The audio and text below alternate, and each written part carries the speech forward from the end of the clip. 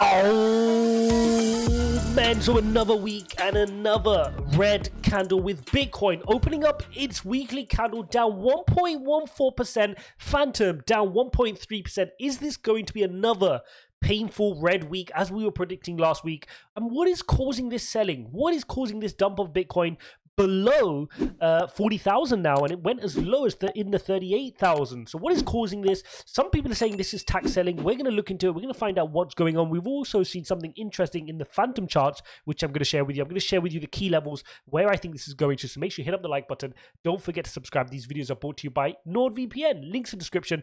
Make sure you are staying safe in crypto, because that's going to be a key theme of this video, because I want to touch on that as well. Really important that we pay some attention to the security as well. But first, let's get straight into this Bitcoin chart. We can see the weekly candle with 6 days and 9 hours left to go has opened up red, and this would be the fourth consecutive red week here on Bitcoin. We've got the clear breakout from the wedge to the downside now, and now these lower prices start to come into play. Okay, we can't deny this now. If we head over to the 4-hourly chart, I'm going to show you exactly what has happened. This has been a wedge which we've been monitoring for a while. You can see here we've perfectly, to the negative side, right? So kind of imperfectly got the retest, went down, lost the level, and we're falling down. We've got a very basic breakout to the downside, a retest, and now we're heading down lower than the previous low here, because we've lost this level which we were holding at 39,000. If we fall below, then we start heading towards lower price targets. And what are those lower price targets, you ask? Well, let's go over to the daily, because the chart gets a little bit messy, but I need to show you this. So if you look at this wedge pattern, the price targets will start to be the pivot points at each of these points. So the first one is here, right? This was the first pivot point. So you can argue that between this range and this range here, so between 37 to about 37.5 is going to be our key level of support at this point. If we lose those levels, then we're looking at the bottom of the wedge, which starts to bring in price ranges around 34, 33 range. Okay, so that is what we're looking out for here on Bitcoin. We're in bears are in control right now. If I bring out the EMA ribbon, let's show you guys the EMA ribbon here as well. There we got it. There we go. There's our EMA ribbon. So you can see here we're perfectly, to the downside. The bears are in control. It's clear. Once we lost the wedge and we came back into the wedge, the bears took control and we're heading well to the downside. We see the weekly chart as well. It's the same story. Our weekly candles are sending us well below our EMA ribbon right now. So we've basically, all this was a fake out to the upside this week, a horizontal week where the bulls and the bears fought and stopped us from going past 48,000, and now we've been sent straight back down. So it's kind of undid some of the work which we did from breaking out of this pattern, which is not ideal whatsoever. But now let's try to understand what is causing this. What is causing this? We can see Phantom as well, sitting at $1.09, opening its weekly candle, obviously up red as well. And this is just a clean rejection off its weekly EMA ribbon, right? At least Bitcoin had a bit of a fake out, showed itself on the upside and then came down. But Phantom couldn't even get bullish on its EMA ribbon. Clean rejection to the downside. So this is preparing us for some more market dynamics to the downside. And this isn't an issue, right? We need to be prepared. We need to be prepared to buy on the dips. But we can see Fit and Greed Index coming in today at 24. We've just notched down from 28 yesterday. This is exactly what I said, guys. When the price falls below 40, we will go into extreme fear. The markets will start to panic and worry about prices to the lower side. And that makes sense, because when it's extreme fear, that's when we need to be doing our buying. That's when we need to start positioning our portfolios. Remember when it was green and starting to get to neutral and then green? That's when we hands off. We'd have nothing to do. We let the markets make its move. But if we're going to get some buying opportunities now, that is what we're looking at.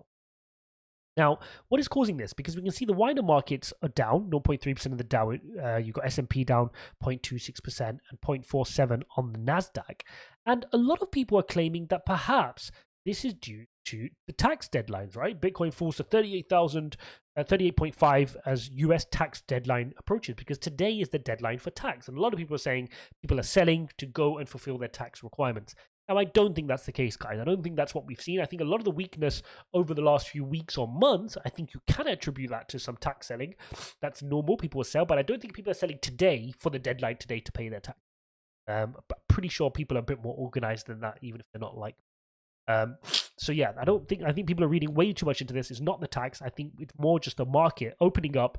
We've got a big earnings week this week. We've got the likes of Netflix, Verizon, AT&T, all announcing earnings, and the markets are spooked around inflation.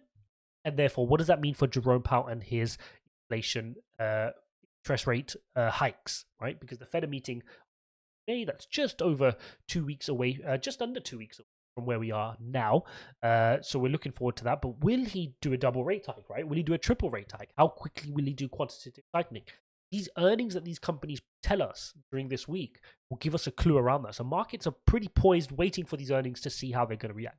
And if we don't know yet, guys, you should know if you're watching this channel, the correlation between Bitcoin and NASDAQ has never been this high. This is higher than it's ever been before, continues to increase. We're super correlated this year to the NASDAQ. And that's why I've been speaking about it at length for the last 3 to 4 months, that we're following the NASDAQ. And that is why I spend the time to show you the markets. Because yes, this is a crypto channel. We don't understand the markets and we don't understand where our crypto is.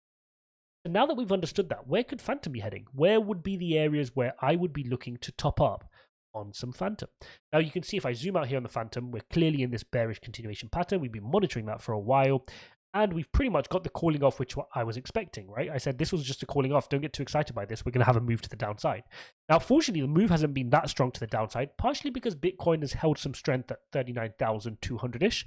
But if Bitcoin continues to fall, then naturally, FANTOM will start to head to $1, even our price target of around 96 cents. Now, remember, this price target we set of 90 cents to 96 cents in this range here was set when we were forming this pattern up here. Okay, so this is something we've been monitoring on this channel for a while. A lot of people were getting excited that we were rotating to the upside, and I got a lot of stick because I said no, we're forming a bearish continuation pattern. We could be heading to the downside. So very important that you don't let your emotions get in the way.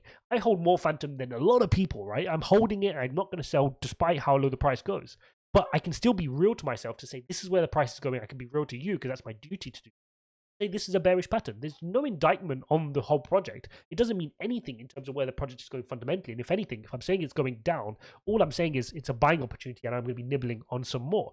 So no issues there to the downside on FANTOM. Perfectly happy to start nibbling the closer and closer it gets to $1. Remember, the last bit of buying I was doing was at about 103, 104 on this peak, on this right at the tip here. I managed to get a really good time buys in there, and I'll be doing the same. I'll start nibbling around $1. If we fall below $1, my buys will get incrementally heavier and heavier. And I suggest, again, not financial advice, that if you want to ladder into something like FANTOM, these are price points where historically you're going to look at it and go, oh, if I go over to the weekly chart, these are some really crazy prices for a project which has just gone from strength to strength, whether you want to look at any metrics in terms of transaction volumes, whether you want to look at dApps are being built on the platform, whether you want to look at the number of daily active users, all metrics are pointing upwards here on FANTOM versus prices which date back all the way to as far as the summer of 2021. So this is crazy pricing here to think you're able to get FANTOM at around $1 when this ran up as quickly as it did to $3.49 at one point. And it's a solid project. So for me, conviction continues to remain. I continue to dollar cost average in on the dips and the pullbacks. Again, I have to be a little bit careful because obviously with my FANTOM position, it's quite a decent sized position in my portfolio, but I can't let it become outsized. So even though I may want to buy the dip a little bit more because the price point is right, I can't let it become too much of my portfolio because I need to keep my portfolio diversified. Now, that brings me on to another topic which I want to spend a few minutes on. It's really important, and shout out to FTM Alerts, Austin over at FTM Alerts, the team over at FTM Alerts, doing a really good job over the last few days, really getting this message out. And I think I owe it to the community to kind of spend a few minutes on this. And that is, if you are planning to make crypto into something long-term, or even if you aren't, I strongly recommend you become obsessed about security. Hardware wallet, quit using MetaMask Mobile altogether, dedicated machine for crypto. Never assume that your crypto is safe, ever. Okay, and I want to spend some time looking at this scam, because in this scam, $650,000 was stolen from a single individual, and it's going to happen to more people. That's what @Serpent is saying. Let's take a quick read of the thread and what actually happened. Okay, so on the 15th of April, this person here, at @ReviveDom, received multiple text messages asking him to reset his Apple ID. He then received a call from Apple Inc., which was spoofed caller ID. They claimed there was suspicious activity on his Apple ID, and they asked for a one-time verification code to prove the owner of the Apple ID account. After giving the 6-digit verification code, the scammers hung up, and his MetaMask wallet was wiped with over $650,000 stolen. But how did they access his MetaMask wallet? Let's take a look. Then he goes into it and he explains everything that happens. He goes, MetaMask actually saves your seed phrase file on your iCloud. Crazy, guys. The scammers requested a password reset for the victim's Apple ID.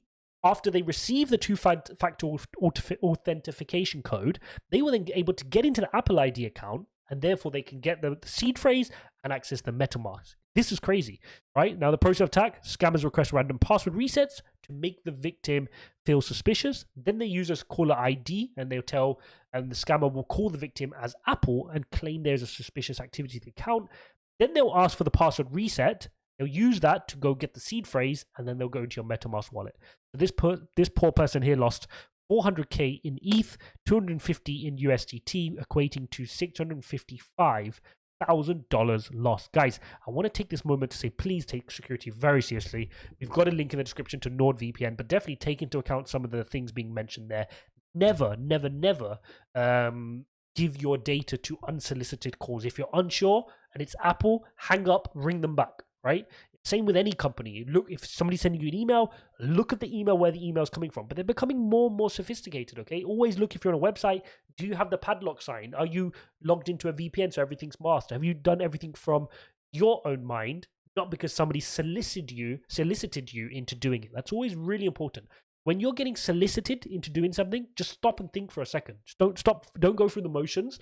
Stop and think, who is this? Like, am I actually compromised? And the scammers, that's what they do. They target things from fear, right? And you need to make sure that when they're trying to do that, a radar goes off in your head. Say, hang on a second, I'm going to investigate this. So if someone phones you up and say your Apple ID is compromised, then no problem. Thanks for letting me know. Hang up, and then you go investigate from your own means. At least you're not in their trap, right? But when they're ringing you, asking you for a password reset, your spidey senses should be tingling. So guys, check out the links in the description. Get yourself set up on NordVPN. And shout out to Austin at FTM Daily for bringing that message out, and at Serpent as well. The community needs to know about this. Can't stop talking about how important security is in the crypto space.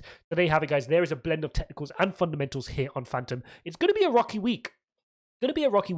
Earnings season, fears of interest rates. I don't think the market's going to have major rallies this week. I think it's going to be pretty sideways. And remember what I said in my video, which I posted quite a while ago. I'll link it up as well. I'm going to link it up at the end of this video as well. I said that before May the 4th, we're going to get some serious buying opportunities on some of our favorite tokens. So from that date, even our course members who, by the way, you can join our course member live streams, ijaz.uk/member, jumping onto one shortly.